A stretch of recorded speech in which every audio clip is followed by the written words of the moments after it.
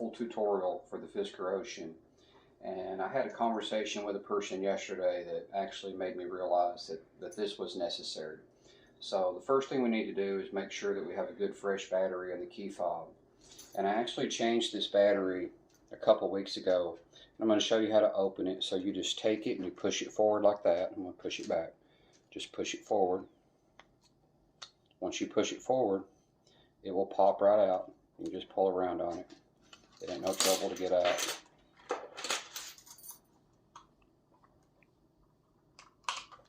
You just pop it right off. And then this battery, of course, you can usually pop that right out with your fingernail. If you don't want to do that, you can use a screwdriver or something. Just be very gentle. And another thing you might want to do is if you put in a fresh battery and it's not working like you think that it should, then you could pull up, if you see those tabs right there, those 4 tabs, you could take a screwdriver or something plastic, hold it down right in the center, and pull those up ever so slightly. But make sure you put pressure in there because you don't want to pop that off. If you do, you're going to ruin your key fob. So this is the battery that I've had in there for a couple weeks. I'm going to test it. You can use any of these testers. They don't cost much. Let's see how we're doing here. So that one's at 2.9 volts, which is just considered okay.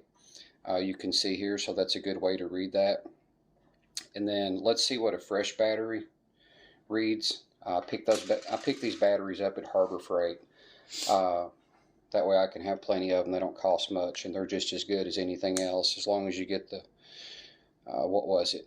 I don't remember what the brand was. But you can see, you know, a full battery here is going all the way up to 3.13 volts.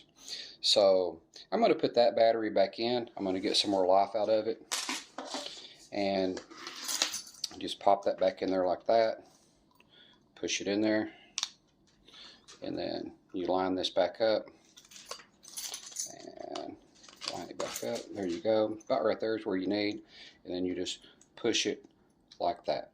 And so if you have one of these testers, you're in no doubt what the voltage is for your battery. And with the Fisker Ocean, I always want to keep around fresh batteries. So that's for the key fob. Alright, the next thing I want to teach you guys to do is how to 100% get into the Ocean without any problems at all. Take your key fob, which has an NFC reader in it, and your door handle right here, that's where the NFC reader is. And if you will operate this without pushing the button, if you're having any trouble at all, you can just take this, lay it up there like that. That works 100% of the time. I've never laid that up there, not one single time, and it not work. Works every single time. So if you're having any trouble at all, you know, pressing the buttons, go there. Okay, just lay it up there like that.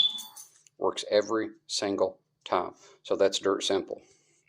Okay, now another way I want to teach you how to use the key fob is what I consider the second best way. So let's lock it. And we're going to unlock it. And you know, here I'm going to expect it to work because I just unlocked it, I locked it. Most likely, as soon as I press this button, it's going to unlock.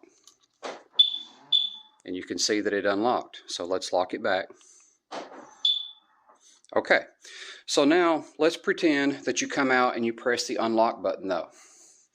And what will happen is the Fisker Ocean, either the key fob or the Fisker Ocean is going to sleep.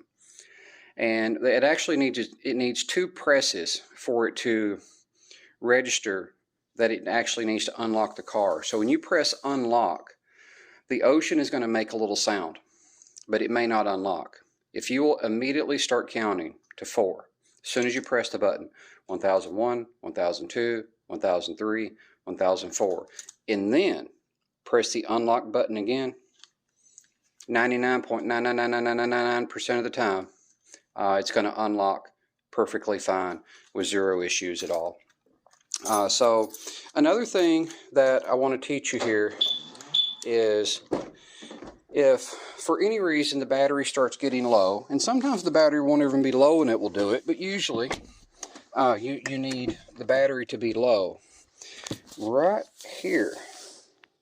Okay, here's a steering wheel. come down here like this. Right there is the NFC reader. So just like the door, if you get in the car and it's saying, you know, move key fob next to NFC reader, well, that's where it wants you to put this. Normally we get in the car and we put it right there. That's what I do. And then, you know, or I even leave it in my pocket sometimes.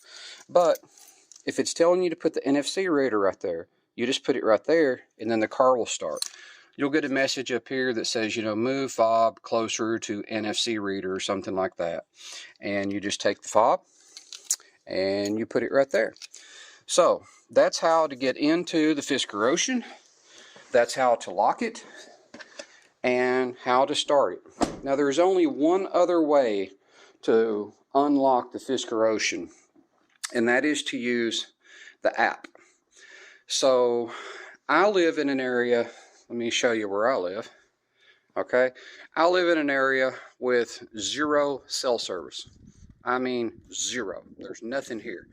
So to use the app though, as long as your car has cell signal, you can use the app to unlock your car. It is a little slow. It seems like it takes about, I'm going to say about 5 to sometimes up to 8 or 9 seconds to unlock the Fisker Ocean, but it will unlock it if you have cell signal. It's just a little slow. So I hope you found this tutorial helpful, and I hope it serves you well.